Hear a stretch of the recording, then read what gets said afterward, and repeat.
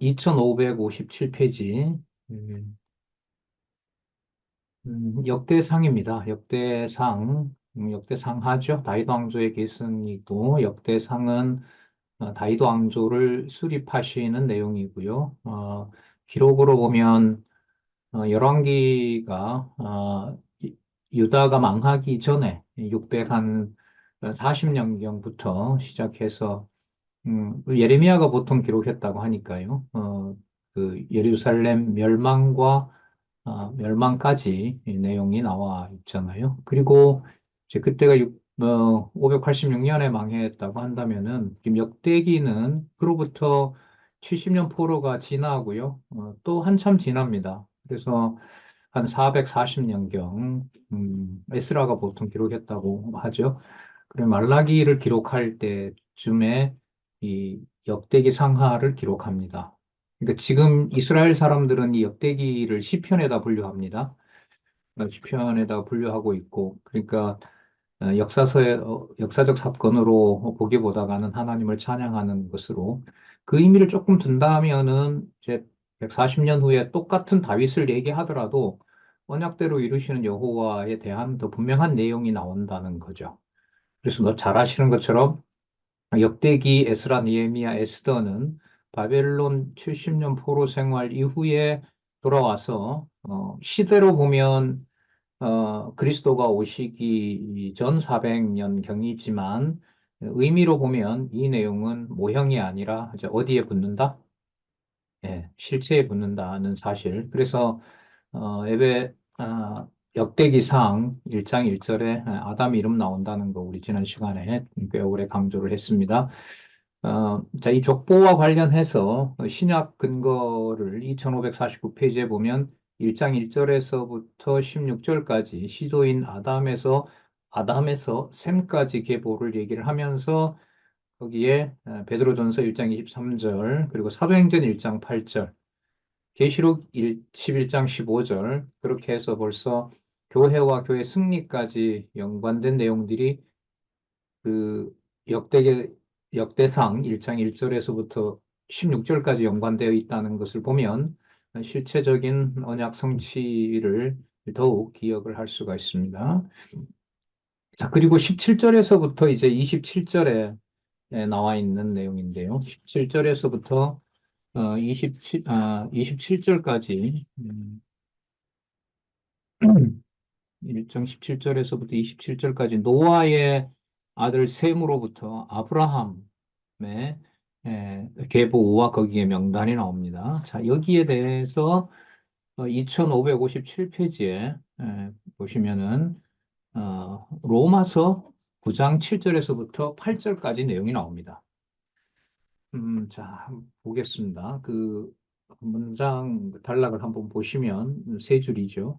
밑에서부터 세 번째 줄. 이들 이스마엘 자손은 아브라함의 언약 계통이 아닌 자들이다. 나중에 이스마엘 자손을 소개하잖아요. 본문에 보면. 왜냐하면 아브라함의 언약 계통의 자손은 여호와의 약속에 의하여 출생한 이삭 이후의 후손이기 때문이다. 로마서 9장 7절에서부터 8절. 그 본문 한번 보시면 로마서 9장 그 7절부터 한번 읽어볼게요. 또한 아브라함의 씨가 다 그 자녀가 아니라 오직 이삭으로부터 난 자라야 내 씨라 칭하리라 하셨다. 이삭으로부터 났다라는 말은 이삭의 혈통을 강조해야 될까요? 아니면 언약대로 자손 언약을 이루시는 여호와에게 초점이 맞춰져야 될까요? 이걸 읽으실 때 후자예요. 그래야 역대기 1장 1절에 어떤 이름이 실체로 연관이 된다고요? 아담이라는 이름이 되게 중요합니다. 그리고 지금 역대기서부터는요, 역대기 에스라, 느헤미야, 에스더까지는 실체적인 3대 언약을 이루는 쪽으로 무게가 가고 있고, 그리스도가 참성전 되시는 것과도 연관된다는 걸 꼭 기억하셔야 돼요. 그러다 보니 여기에 나오는 신약의 근거 내용들은 단순한 어떤 신약에 이루어질 내용이다라고 보시는 것보다 여러분들과 제가 구체적으로 신앙생활을 하는 신약교회의 실질적인 우리 삶하고 바로 연관이 돼요. 그렇게 안내를 해주고 있어요. 이 성경 강론집이. 이게 역대기, 지금 우리 성경 강론 5권이잖아요. 5권인데 이 권이 바뀔 때마다 이 성경 강론 저자는 이 사고가 굉장히 단순해집니다. 명확해지고요. 어디로 맞춰질까요? 여호와라는 이름에 맞춰져요.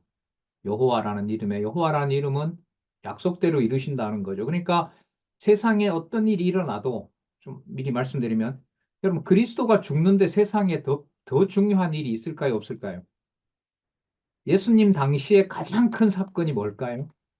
로마 황제가 열쌍둥이 낳는 거요? 아니에요. 성경은 예수 그리스도 사건이 중요하고 뿐만 아니라 예수 그리스도가 돌아가시는 그날은 어떤 모든 사건도 다 필요가 없어요.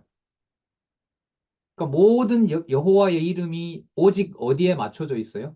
이 세상에 죽으시는 그리스도에게 맞춰져 있는 거예요. 물론 살아 계실 때도 마찬가지지만 이제 그거로 가시고 이 땅에는 새로운 통치가 임한단 말이죠. 성령께서. 그래서 역대기부터 에스더까지 나타나는 신약의 그 장차 그 근거가 되는 구절은 신약에 그래 나오니까 구약이 지금 이래 나오는 거 아니에요? 무슨 말인지 아시죠? 예. 그럼 이 지금 이 세 번째 단락의 연결이 뭐냐면 우리가 당장 지금 로마서 9장 7절에서부터 8절을 찾았잖아요.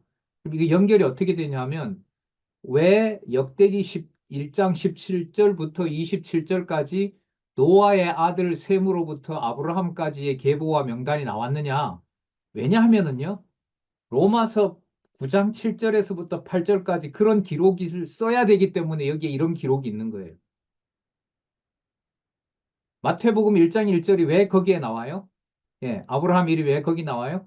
창세기 12장에서부터 그렇게 써놨기 때문에 마태복음 1장 1절에는 그렇게 나와야 되는 거예요. 이게 세 번째 단락의 정점을 찍는 공부예요. 그럼 다르게 말하면 뭐냐면 여러분 우리가 말씀을 주관해 갑니까? 살았고 운동력 있는 말씀이 우리를 주관해 갑니까? 후자잖아요. 오늘도 살았고 운동력 있는 말씀의 능력이 지금 드러나는 거지. 말은 이제 제가 많이 하지만 내가 정보의 주도권을 가지고 있다고 생각하면 저는 뭐 저주를 받는 거예요, 사실. 말씀의 능력이라는 걸 말로만 하는 거란 말이죠. 자, 이런 구조를 확증해 주는 것이 저는 세 번째 단락이라고 생각을 하는 거예요. 자, 이제 다시 돌아가서 이제 본다면은 어, 오직 약속의 자녀가 시로 여기심을 받느니라. 자, 8절에 육신의 자녀가 하나님의 자녀가 아니라 오직 약속의 자녀가 시로 여기심을 받느니라. 자손 언약하고 관계가 있죠. 이 내용이. 그런데 역대기하고 엮이면은 이거는 아브라함으로 이어지는 모형적 언약이 에 묶이면 된다, 안 된다? 안 되는 거예요. 그러면 역대기 안에 벌써 무슨 내용이 다 들어온다는 얘기예요? 신약의 자손 땅 통치가 다 들어온다는 얘기예요. 그래서 이 강론집의 세 번째 단락 공부가 엄청난 거예요. 그러니까 이렇게 공부를 하고 예를 들면 실체라는 걸 이렇게 수백 번 이제 한 2시간 얘기 또 할 텐데 이렇게 얘기를 하고 신앙생활에서 살아가는 어떤 말과 행동들은 전부 모형에 맞춰. 외형적인 데 맞추고 사람 행동에 맞추고 사람의 도덕적인 데도 맞추고 그게 일상생활의 교회 생활이 된다고 하면 말씀의 능력은 드러나지만 말씀의 능력을 통해서 나의 어떤 죄성은 드러내지만은 하나님만 의지하고 모든 현장에서 그리스도가 이미 승천하신 상황에서 보내신 성령을 통하여 아름답게 기쁘게 제사 드리는 산제사는 없는 거죠. 증오하고 비판하고 판단하면서 산제사를 하나님께 아름답게 드린다고는 성경은 말하고 있지는 않거든. 그래서 단지 세 번째 단락 공부가 신구약을 이어가는 공부가 아니다라는 거예요.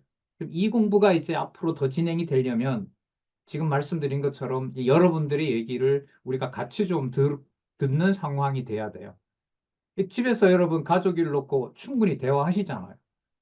때로는 언성도 높이고, 때로는 자기 주장도 하고, 때로는 뭐 삐져서 며칠 말도 안 하고, 그게 일상생활인 것처럼 그 과정 속에서 이제 이 가정이 뭔가가 이렇게 서로들에게 느낌이 오는 거 아니겠어요? 그래서 뭐 예수님 공부항복도 늘 던지고 묻고 질문하고 가르쳐주고 또 뭐 표적으로 보여주시고 뭐 이런 과정들이 있었던 것처럼 그래서 앞으로 이제 공부 방식은 그런 방향으로 가면 너무너무 좋다. 뭐 꼭 해야 된다 이게 아니에요. 그렇게 가서 이 말씀을 서로 확인해 가면 너무너무 좋은 거죠. 사실. 이 땅에서 뭐 진리가 모든 걸 주관하고 산제사까지 주어 주신 은사를 따라서 그 현장에서 자기에게 행복하다고 한다면은 뭐더 말할 나위가 없겠죠. 이제 그 방향으로 우리가 에스라에서 역대기부터 에스더서까지는 온통 어디에다 맞춰야 된다? 아담, 실체적인 언약에다 맞춰야 되고 성령께서 오셔서 우리를 세우시고 승리하는 그 상황까지 다 들어와 있는 것이다. 그걸 지금 안내를 해주고 있다. 이 책이. 자, 그렇게 보시고 좀 더 가보도록 하겠습니다. 2559페이지에 보시면 지금은 이 매달락마다 신약 근거를 대고 있어요. 이게 엄청난 얘기라는 거죠. 전 여기서 이제 많이 이제 놀랐는데 이제 다른 부분 가면 한쪽 가로, 양쪽 가로 정도에서 이제 한 번씩 나와요. 그런데 지금 이 역대기 이 1장에서는 단락마다 그리스도와 연관을 시켜서 강조를 많이 해요. 신약과 관련해서. 2559페이지 보시면은 음,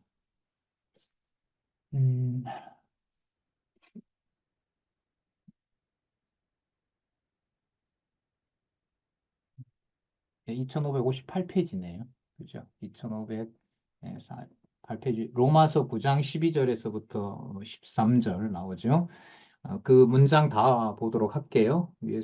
밑에서부터 일곱 번째 줄. 이들 역시 정통한 언약의 계통이 아닌 자들이다. 왜냐하면 아브라함의 언약 계통의 자손은 여호와의 약속에 의해서 출생한 이삭의 아들이라 해도 여호와의 미움을 받은 에서의 후손이 아니라 사랑을 입은 이스라엘의 후손이기 때문이다. 9장 12절에서부터 13절.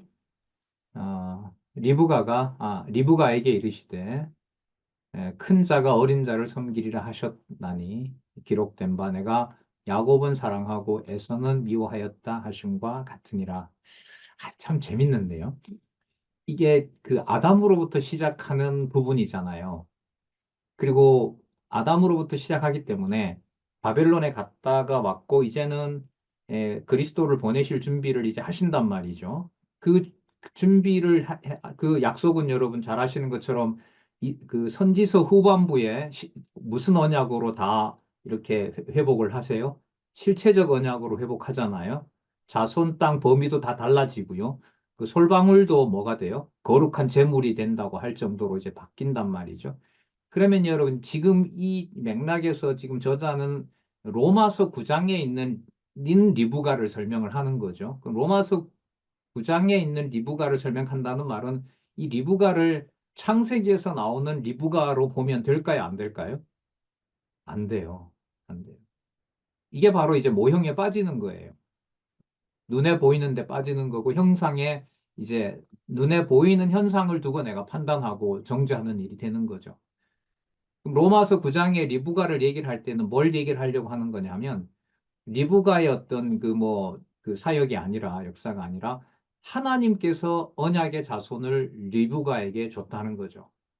리브가에게 어떻게 해요? 장자를 바꿔버리고 야곱은 사랑하고 에서는 미워하는. 그러면 사랑과 미움이라고 하는 것의 주권자가 누가 되시냐면 바로 여호와께서 되신다는 거죠. 자, 그런 의미로 이 로마서 아까도 9장이었고 지금 이제 9장 내용이기 때문에 여호와의 실체적 언약을 그리스도께서 어떻게 하시냐면 로마서 9장 내용 여러분들 아시죠? 이게 하나님의 주권성 내용이 나오고 있는 건데 에, 누구를 버리고 그 자리에다가 누구를 넣는 일이 벌어지죠? 유대인을 버리고 그 자리에다가 이방인을 버리는 내용이잖아요. 자, 넘어가도록 하겠습니다. 2572페이지에 가시면 이제 이 동그라미 1, 동그라미 1에 대한 정리가 나오는데 표시가 안 돼 있지? 잠깐만요. 음, 동그라미 1이 아니, 양쪽 가로 이런 있네요. 2572페이지에 가시면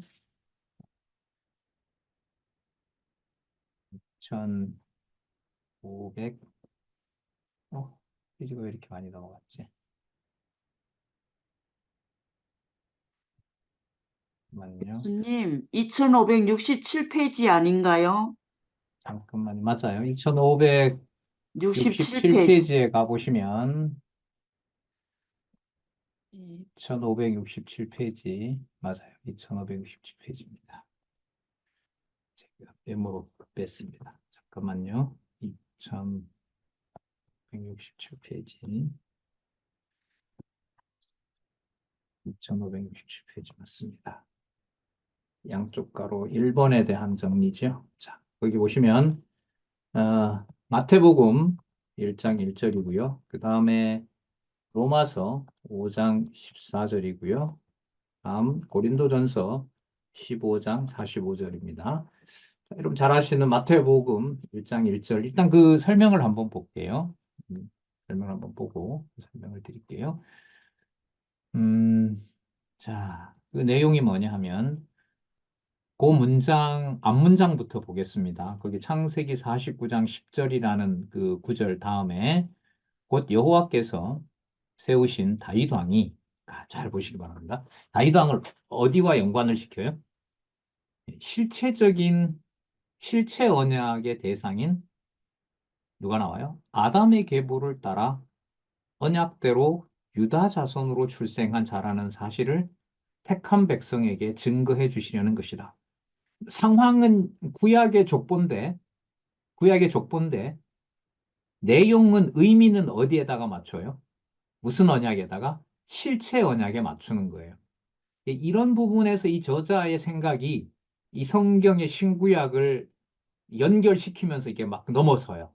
이런 부분들. 이런 구절 하나 가지고 이제 한 편 쭉 풀어서 이제 근거를 대면서 설명을 하게 되면 이제 하나의 어떤 그 연구가 되겠죠. 자, 다윗 왕이 여호와께서 세우신 다윗 왕이 실체 언약의 대상인 아담의 계보를 따라 언약대로 유다 자손으로 출생한 자라는 사실을 택한 백성에게 증거해 주시려는 것이다. 그러면 여기 이제 다윗 왕은 바벨론 70년 후에 돌아와서 말하는 다윗의 후손은 그 스룹바벨이라든지 그리스도 올 때까지 그 마태복음에 있는 족보잖아요. 그 족보는 어디에 맞춰져 있어요? 실체에 맞춰져 있는 거죠. 자, 그런 이해를 할 수가 있습니다. 이러한 증거는 만왕의 왕이신 예수 그리스도께서 당장 나오죠. 다윗 왕과 아담의 계보를 따라 그리스도를 연결시킵니다. 아담의 계보를 따라 언약대로 아브라함과 다윗의 자손으로 출생한 사실의 증거에 대한 예표로서의 모형과 그림자다. 마태복음 1장 1절 아브라함과 다윗의 자손 예수 그리스도의 세계라. 여러분 여기에서 아브라함과 다윗의 자손 예수 그리스도의 세계라라고 하는 이 내용을 모형으로 단지 보면 될까요? 안 될까요? 안 돼요. 안 돼요. 그러니까 단지 육적 계보다라는 것으로만 보면 안 된다는 게 지금 이 저자의 주장이에요. 왜요? 여기에 뭐가 있기 때문에 다윗 왕은 뭐와 관련된다? 실체적 언약과 관련되는 거기 때문에. 그러니까 우리가 성경 전체를 이해한 다음에 마태복음을 읽게 될 때는 여러분 잘 아시잖아요. 이 성경 신학의 저자가 성경을 관통하는 구절이 몇 장 몇 절이었다 그랬어요? 수백 번 봤던 구절인데 그날따라 마태복음 1장 1절을 읽는데 창세기 12장이 들어오고 창세기가 들어왔다는 거죠. 그리고 그 이후에 그러면 성경 개론이 쓰여지기 시작한 거예요. 처음에 쪽복음 있잖아요. 그 마태복음을 제일 먼저 썼다고 알고 있거든요. 그리고 그거 하고 창세기를 강론하고 그 다음 어디를 강론하는지 아세요? 요한계시록을 강론해요. 그래서 확 뚫어버려. 그래서 그 쪽복음은 순서대로 중간에는 이제 써 나가는데 제가 알기로는 엄청난 사건이죠. 그 내용이 여러분 단서가 여기에 나와요. 마태복음 1장 1절을 보면서 뭐와 뭐를 다 넘어서요. 신구약의 연결뿐만 아니라 전체 언약대로 이루시는 이 여호와가 확실하구나. 제가 볼 때 그런 감이 왔다는 생각이 들어요. 좀 로마서 5장 14절 한번 볼까요? 로마서 5장 14절. 그러나 아담으로부터 모세까지 아담의 범죄와 같은 죄를 짓지 아니하는 자들에도 사망의 왕노릇하였다니 아담은 뭐다? 예, 오실 자의 표상이다. 예, 여기서 이제 강조하려는 것은 뭐냐면 아담이 오실 자의 표상이라는 거. 그 표상이라는 말은 이제 실체에 대한 그 실체를 보여주는 어떤 형상을 표상이라고 얘기를 하거든요. 심볼이라고 얘기를 하죠. 심볼. 그래서 그 아담을 오실 자의 표상인데 이게 역대기가 들어가게 되면 언제부터 이 일은 구체화되기 시작한다? 예루살렘 성전이 망해버리고 돌아와서 성전도 중건하고 성곽도 중건하지만 여호와 하나님의 관심은 아브라함 시대로 돌아가는 것이 아니라 아브라함 시대로 돌아가는 것이 아니라 누구에게 맞춘다? 그리스도에게 맞춘다는 거죠. 그리스도에게 맞춘다는 거. 그래서 생각 어떤 구조가 그렇게 되는 거예요. 그 다음에 고린도전서 15장 45절이죠. 15장. 이거 부활장이죠. 잘 아시는 대로. 15장 45절에 보면 기록된 바 첫 사람 아담은 산 영이 되었함과 같이 마지막 아담은 어떤 영이다? 예, 어떤 영이라고요? 살려주는 영이에요. 여러분 살려준다는 말은 생명을 주시는 거잖아요. 생명을 주시는 사건이 어디에 나옵니까? 아담에게 생명 주는 사건이 어디에 나와요? 창세기 1장에 나오잖아요. 아담을 실제로 만드는 건 몇 장에 나오죠? 창세기 2장에 나오잖아요. 창세기 2장에. 그러면 여기 마지막 아담은 살려주는 영이라고 했을 때는 아담을 누가 만든 경우가 돼요? 마지막 아담이 만들어 준다는 의미가 되는 거죠. 그래서 자신이 통치할 나라 준비를 어디에다가 명시를 하냐 하면 역대기 1장 1절에다가 아브라함이 아니라 누구를 집어넣어 버려요? 아담을 집어넣어요. 왜 아담을 집어넣게요? 아담에게 하나님께서 생기를 불어넣어서 살려주는 영을 아담을 살려주는 영이 거기 나오잖아요. 아브라함에게는 이 표현은 한참 후의 일인 거고. 그래서 지금 고린도전서 15장 45절에 살려주는 영과 산 영이라고 말해주는 것은 아담을 만든 그 창조주가 바로 누구라는 거예요? 예, 살려주는 영을 살려주신 영, 생기가 되도록 하신 바로 그리스도라는 거죠. 물론 이것은 타락한 아담의 후손으로 살아가는 그 유대인이든 이방인이든 간에 바로 택한 백성들을 어떻게 살려주도록 하시는 바로 그리스도 역사와 관련이 된다는 겁니다. 그러니까 그런 의미로 역대기상에 나타난 그 다윗 이전의 계보들을 보셔야 됩니다. 그래서 이 사건은 누굴 넣지 않으면 해석이 불가능합니다. 예, 그리스도를 넣지 않으면 불가능한 겁니다. 이걸 지금 예, 아까 로마서 9장에서부터 시작해서 이렇게 지금 한 5개 정도 나왔죠. 이렇게 연결을 하고 있어요. 그러니까 이 저자의 어떤 그 의도로 보면 이 강론집의 그 페이지를 에, 하나로 단권으로 만드는 게 아니라 전체 다 연결시키는 페이지로 구상을 했다는 것은 상당히 우리한테 좋은 거죠. 성경을 하나님의 말씀으로. 저는 아직 안 물어봤는데 나중에 여러분이 저자를 뵈면 한 잔 드리시면서 그 페이지를 연결시키고자 했던 생각은 언제 어떤 계기로 하게 되셨어요? 라고 한번 여쭤보세요. 공부한 거 좀 지도 내셔야죠. 맨날 여기 뭐 하는지 저자도 궁금할 텐데.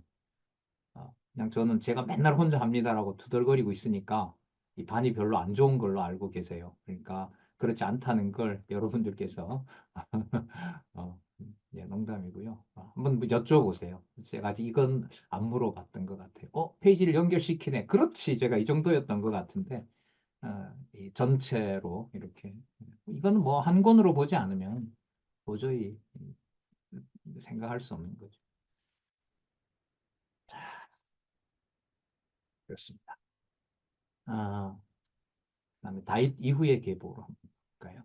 다윗 이후의 계보로. 음,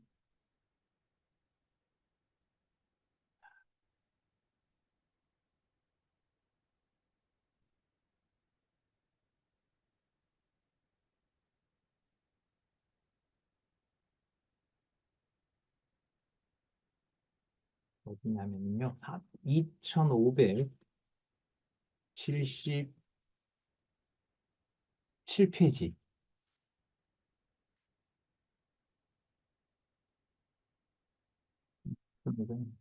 아니다. 여기 있다. 죄송합니다. 2572페이지. 예, 아까 이거 찾으려고 했었는데, 맞아요. 제가 건너뛰었어요. 2572페이지. 여기 한번 볼게요. 이게 무슨 내용이었죠? 다윗 자손의 계보죠? 제가 한번 읽어볼게요. 이 문장. 이는 인류 시조인 아담의 계보를 따라 아브라함과 다윗의 자손으로 출생케 하실 만왕의 왕이신 예수 그리스도의 왕위가 영원하도록 섭리하실 것에 대한 예표로서의 모형과 그림자다. 그럼 아까 마태복음 1장 1절 잡았죠? 근데 바로 내려와서 어디를 가버려요?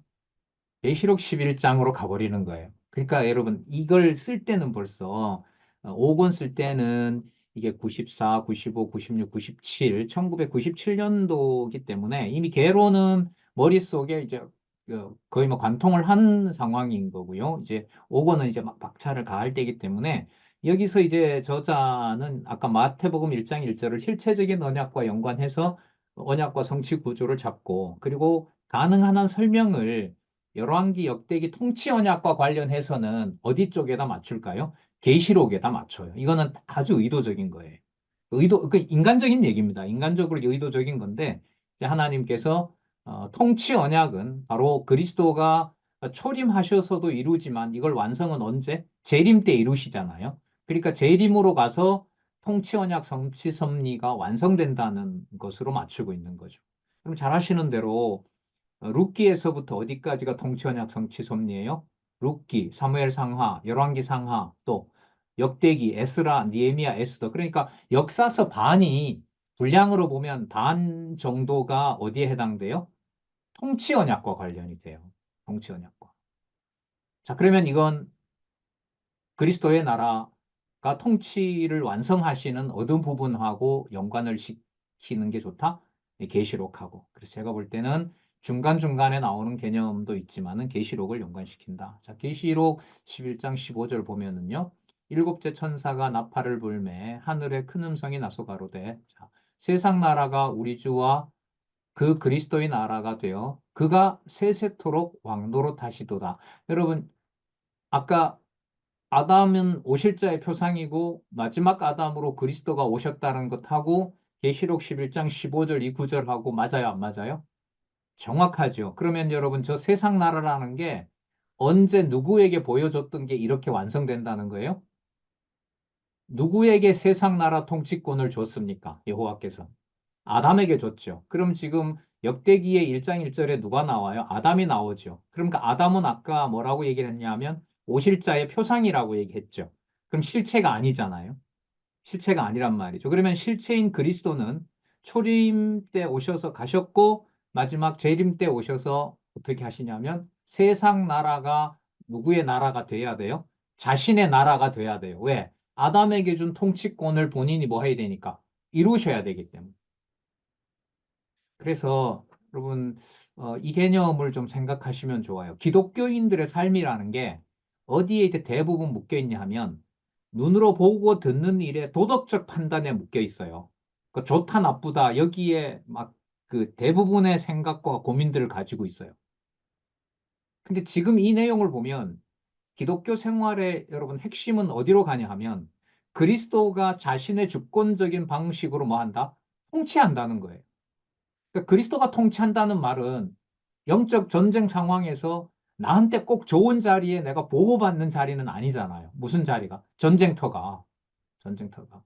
그래서 말씀을 통해서 진리를 전파하고 하나님의 교회를 세워 나가는 상황이 이 계시록과 연관해서 살펴볼 때는 그 현장이 어떤 것과 관련되냐면 윤리나 통치보다가는 오히려 윤리나 도덕보다가는 통치에 가까워요. 그럼 통치라는 말은 뭐냐면 무슨 상황이 벌어져요? 남을 지배하고 통치하고 다스리는 일이 벌어진다는 거죠. 세상으로 말하면 그게 이제 강자가 약자를 짓누르는 거지만 그리스도의 통치로 보면 요한계시록 17장 14절에 보면 누가 승리를 해요? 예, 어린 양이 뭐와 뭐가 되시죠? 만왕의 왕이 되시고 만주의 주가 된다는 거죠. 그런데 이 사고는 지금 성경 강론집에서 안내를 하고 있는데 성경에 대한 내용들을 바탕으로 모든 기록들이 그리스도의 통치가 십자가에 죽으시고 어린 양처럼 오래전에 죽은 것처럼 보이는 그 모습이 무슨 상황이다? 예, 승리 상황이라는 사실을 이해하고 또 깨닫게 될 때 가능한 거예요. 그래서 이건 기록한 이 계시의 말씀은 우리가 어떤 도덕적 규범으로 사용을 할 수가 없어요. 그래서 아까도 말씀드렸지만 우리가 공부를 한다라는 것은 맞는 문장은 아니죠. 누가 주관해 간다? 살았고 운동력이 있는 말씀이 우리를 주관해 간다. 이게 맞는 표현이라는 겁니다. 그걸 우리가 여기에서 이제 확인을 할 수가 있습니다. 자, 다윗 자손의 계보가 나온 다음에 여러분 이제 유다 자손의 계보를 소개하거든요. 자, 다윗 계보가 난 다음에 이제 북이스라엘 남유다가 갈라지고 이제 유다 왕국이 세워지잖아요. 그 유다 왕국의 계보를 소개한 다음에 2578페이지로 가겠습니다. 1598페이지. 여기도 제가 하나 빼먹었네요. 음, 여기 2577페이지도 하나 빠졌죠. 죄송합니다. 거기 가시면 마태복음 1장 21절이 있네요. 아이고, 왜 이렇게 많이 빼먹었을까요? 잠깐만요.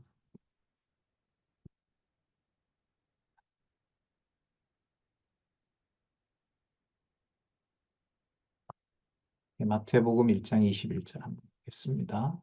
마태복음 1장 21절.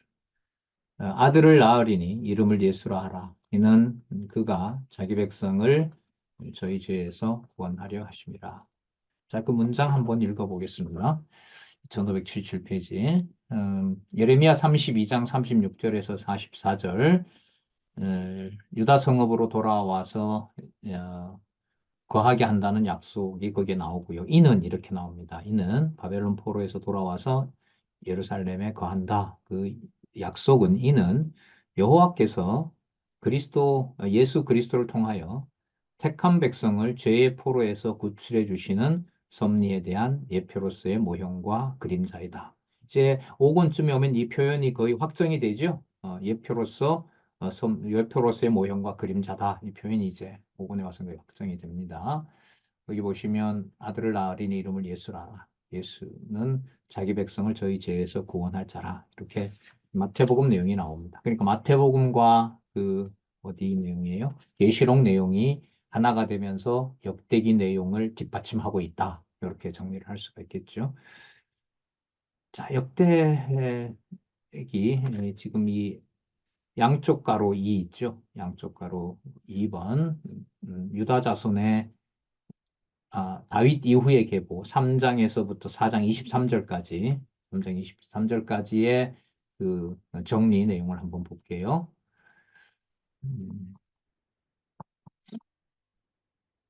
자, 2578페이지. 본문 한번 보겠습니다. 아까 예레미야 32장 36에서 44절. 다음에 이는 하나님께서 예수 그리스도의 말씀으로 거듭난 택한 백성을 번창케 하시고 죄의 포로에서 구출해서 본향으로 인도하실 섭리에 대한 예표로서의 모형과 그림자다. 베드로 전서 1장 23절.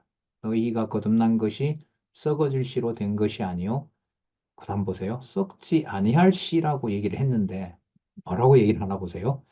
하나님의 살아있고 항상 있는 말씀. 히브리서 4장 12절이죠. 이게 히브리서에 먼저 나왔고 요즘 우리 베드로 전서 강의하잖아요. 수준이 너무너무 높죠. 진짜. 개념 하나하나에 압축이 엄청나게 힘이 있다는 거 마요 강좌에서 지금 말씀드리고 있어요. 하나님의 살아있고 살아계시고 또 어떤 말씀? 항상 있는 말씀. 자, 영원한 말씀, 영생의 말씀이라는 사실을 살펴볼 수가 있습니다. 자, 그러면 이게 히브리서 11장 6절하고도 이 흐름을 타야겠죠. 저희가 이제 더 나은 본향을 사모하니 어디에 있는 것이다? 예, 하늘에 있는 것이다. 자, 그러면 이 다윗 왕국이 망하고 유다가 망하고 다시 돌아와서 그 400년경이니까 다윗 왕조는 여러분 몇 년 전 사건이에요? 다윗 왕이 1000년경이잖아요. 440년이면 몇 년 전 사건이에요? 550년 전에 있었던 누구 이름을 꺼내는 거예요. 다윗 이름을 꺼내는 거고요. 그다음 586년으로 보면 몇 년 전이에요? 한 140년 전이란 말이에요.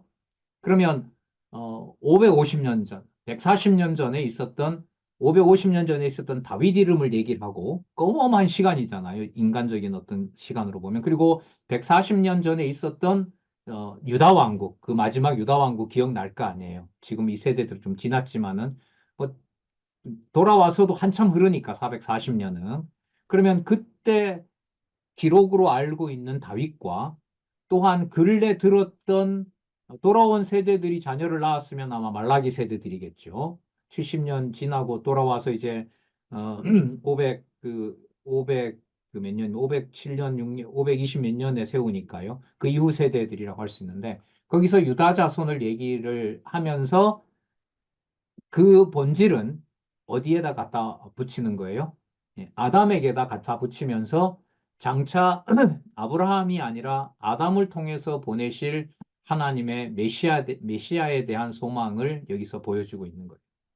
그걸 지금 베드로전서와 히브리서에서 소개를 하고 있는 거죠. 그 본향은 어디다? 하늘에 있는 것이다. 그러면 어디는 아니다라는 거예요? 백몇 년 전에 그 망했던 것은 놔뒀어야 되는 게 아니라 반드시 뭐 해야 되는 거다? 없애야 되는 거다. 어디에 있는 게 실체니까? 하늘에 있는 게 실체니까. 그러면 하늘에 있는 것을 보려면 뭘 가지고 봐야 돼요? 단지 율법 가지고는 안 보여요. 왜? 구약에 기록해 놓은 신의 산의 율법은 어디에 집을 짓는 도구예요? 광야 생활과 또 다시 돌아와서 어디에? 예루살렘의 모형으로 짓는 거예요. 그러니까 그런 말씀 가지고는 안 되는 거예요. 그럼 어디에 있는 집이어야 돼요? 하늘에 있는 집이고 하늘에 있는 집을 이 땅에서는 누구 안에 지으셨어요?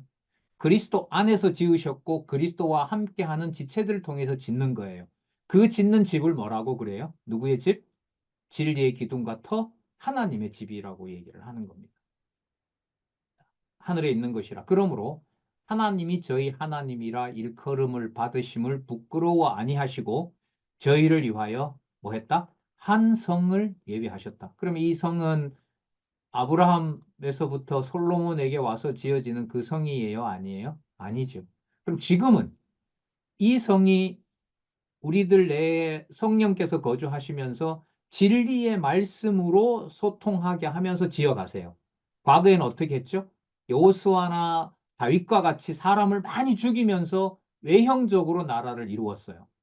근데 그리스도가 와서 칼과 창으로 나라 세우신 거 아니잖아요. 무엇으로 세웠어요? 오직 항상 살아계신 하나님의 말씀을 성취하는 것으로 세우셨죠. 그러니까 누구의 뜻이 내면에 이루어지는 거죠. 하나님의 뜻이 뭘 깨닫고? 네, 하나님의 말씀을 깨닫고. 그래서 지금 세 번째 단락을 공부하면서 신앙이 정보를 많이 받아들이고 이런 것도 너무 좋아요, 사실. 이 보통 공부가 아니거든요. 진짜 이 세 번째 단락 공부하기 위해서 예습을 시작하려고 하면 이 가슴이 막 뛰어요. 왜냐하면 어느 정도 구약의 사건들을 아는데, 여기에서 신약 사건에 뭘 연관을 시키지? 근데 연관을 시키는데 왜 이렇게 반복을 하지? 전반부가 나오는가, 후반부가 나오는가? 왜 마태복음이지? 왜 이건 계시록이야? 이렇게 고민을 해 들어간다는 말은 성경을 점점 어떻게 하는 거죠? 한 구절에서 어디로? 지금 양쪽 가로 하나에서 어디로 펼쳐져요? 마태복음에서부터 어디까지 나옵니까? 계시록까지가 나오잖아요. 그리고 제가 조금 더 알고 있는 개념을 중간에 넣어버리면 마태복음에서부터 계시록까지가 쫙 연결이 되는 거 아니겠어요? 그러면 이 말은 우리의 생각이 지금도 읽었지만은 말씀을 가지고 생각한다는 게 현실에 있는 육적이고 인간적인 것에 다시 돌아간다면은 이 공부의 본래 의미에서 벗어나고 못 들어가는 거죠. 네. 그래서 이게 저는 처음에 너무 이 아주 중요한 공부 방법이기도 하지만은 이제 하면 할수록 이 반복되면서 여러분들과 제가 이 세상에 육의 몸을 가지고 살아가는 이 상황이 지금 당장 보시는 것처럼 단지 말씀을 우리가 이렇게 이해하는 정도가 아니라 하나님의 살아있고 항상 있는 말씀이 우리를 주관해 간다. 맞다, 말씀 운동이다. 그리고 우리가 진리를 통해서 소통하는 거기에서 만들어지는 성은 실체가 어디에 있는 성이다? 하늘에 있는 성이다. 그럼 어디 기준으로 평가할 수 없는 거다. 이 지상에 있는 것으로 평가할 수 없는 것이다. 어, 그러니까 이제 나이가 들어서 이제 선배 입장에서 막 뭐라고 후배들이 뭐라고 하면 그냥 뭐 농담 쪽 아니라 공부해 이렇게 막연히 얘기하지 마시고요. 오늘 돌아가서 집사님 히브리서 5장에서부터 7장 한번 읽어보세요. 적어도 이렇게 권할 수 있었으면 좋겠어요. 이 세 번째 단락 공부하시면서. 그리고 그런 내용들을 좀 더 알고 싶으면 구약의 이런 부분도 한번 읽어보는 게 좋겠어. 이게 이 신앙 생활에 현실에서도 하나님의 살아있고 항상 있는 말씀으로 우리를 세워가는 상황이라 이런 생각이 듭니다. 자, 그다음 그 세지파들의 계보 이렇게 나오는데 에, 세지파는요, 여러분 아시죠? 요단 동편 땅에 있었던 지파. 루벤과 갓과 므낫세 반지파. 그리고 이게 언제 사건이에요? 그죠? 이거 한참 된 사건이잖아요. 근데 이걸 지금 다시 거론하면서 무슨 왕조가 이어지고 있다? 다윗 왕조가. 근데 이제 아브라함으로 가지 마라. 이제 누가 온다? 야, 이제 메시아가 온다. 그럼 지금 말라기 쓸 때하고 똑같은 거예요. 꼭 이 느낌, 이 역사적 배경 이런 건 되게 중요해요. 지금 이 내용을 지금 말라기 보시면 아시겠지만 성전도 필요 없다 그러고 제사도 드리지 말라 그러잖아요. 그런 상황에 말라기 같이도 얘기를 하는데 뭐도 얘기해요? 어디 얘기도 해요? 다윗 얘기하고요. 아브라함 얘기하고 루벤, 갓, 시몬 반지파를 얘기를 하는 거예요. 이 역대기 기자가. 이게 되게 재밌는 상황인 거죠. 그러면 이 내용의 답은 우리가 보는 이 신약의 해석이 아니면은 당시에 이제 물어봤겠죠. 그러면서 이제 여러분 잘 아시는 대로 얘기하다가 에스겔서 성전 얘기가 탁 나와버리면 돌아와서 70년 후에 약속대로 성전은 짓지만 에스겔서를 기억한다라고 하면 땅에 짓는 그 성전에다가 모든 걸 걸까요? 안 걸까요? 안 걸어요. 왜? 뭐가 어디에 그 성이 예비됐다는 걸 아니까. 하늘에 예비됐다는 걸 아니까 돌아와서 성을 짓는데도 에스겔에 있는 그 말씀 때문에 자기가 짓고 있는 이게 뭐는 아니다. 이 그림자다. 이거 실체 아니다. 그러면 어떻게 된다? 누가 온다? 메시아가 온다. 그게 어디에 기록되어 있어요? 말라기 3장에 보면 하나님이 누굴 보낸다? 메시아를 보낸다라는 게 나오잖아요. 너무너무 재밌는 상황이에요, 이게. 지금. 야, 표정들이 너만 재밌다. 이런 표현인 것 같아. 아, 하셔서 이제 확인하시면 되죠. 뭐 예습 복습 뭐 굳이 안 해도 여러분 궁금하셔라도 하셔서라도 볼 텐데. 네. 자, 다음에 5장 끝나는데 까요? 어디죠? 2586페이지에 보면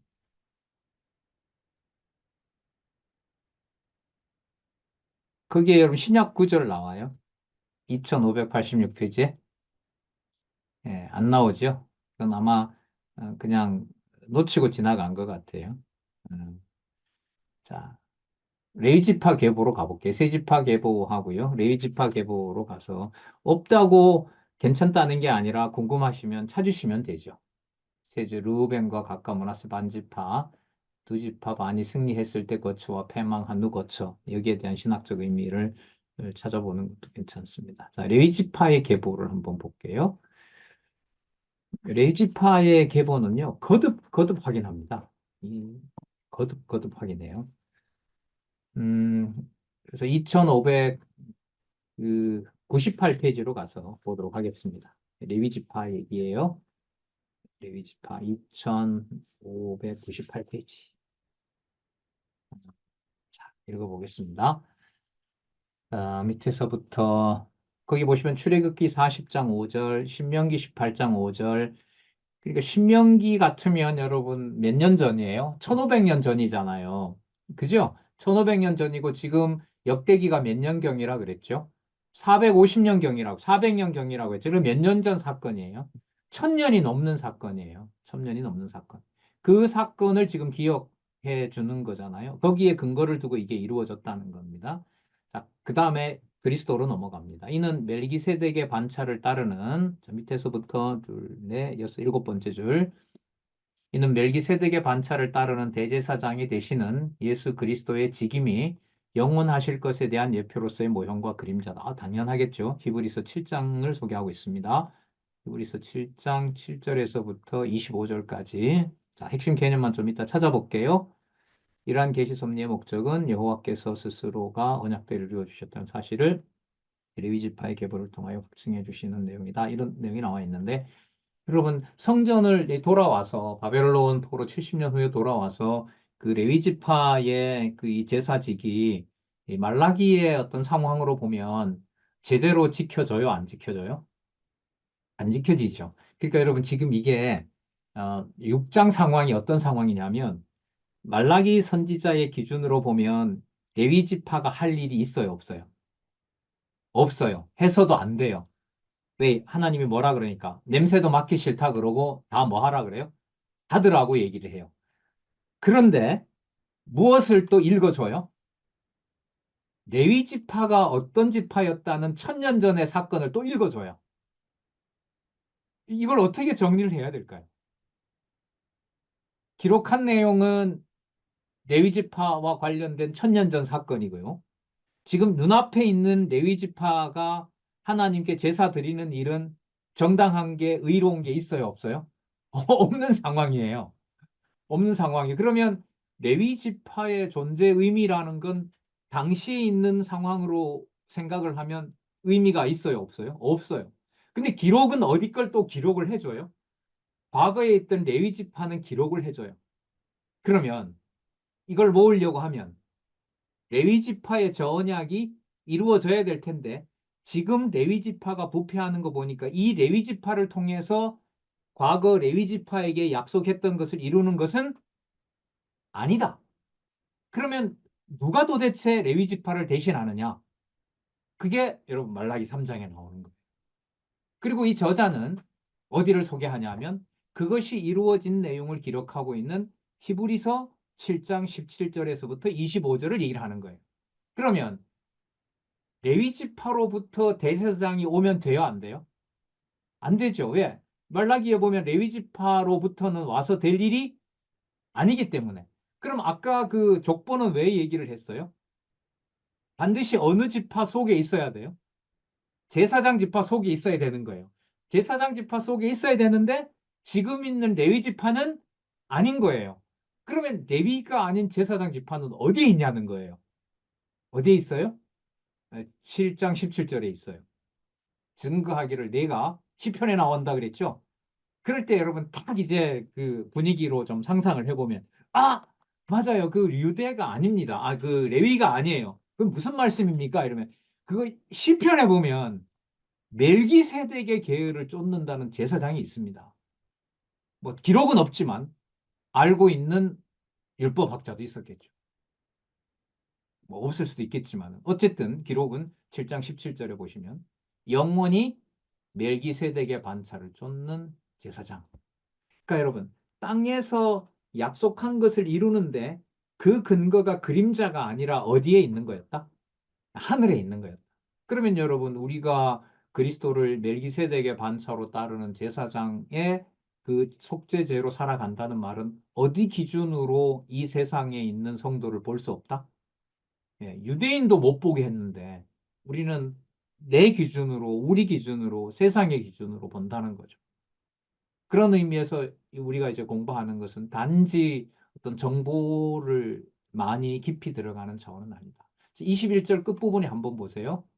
이거 시편 인용하고 있죠. 내가 영원히 제사장이라 하셨도다. 자, 24절 보겠습니다. 9절 다 찾아오시죠. 24절 예수는 영원히 계심으로 그 제사 직분도 갈리지 아니하나니 그러므로 자기를 힘입어 하나님께 나아가는 자들은 온전히 구원하실 수 있으니 여기 볼게요. 이는 그가 뭐라 그럽니까? 항상 살아서 저희를 위하여 간구한다. 자, 항상 살아서 간구하는 것은 무슨 직? 무슨 직? 제사장직. 그러나 지금 있는 레위 지파에게 속해서는 이런 일을 할 수 있다 없다? 없다. 그럼 어디에 항상 있는 제사장? 하늘에 있는 항상 있는 제사장. 그 제사장을 어디를 따르는 제사장? 예, 영원히 멜기세덱의 반차를 쫓는 제사장.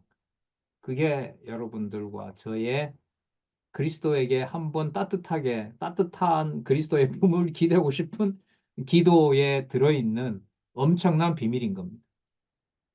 그 이런 감정을 세상에 속한 감정하고 바꿀 수가 없겠죠. 네, 잠시 쉬도록 하겠습니다.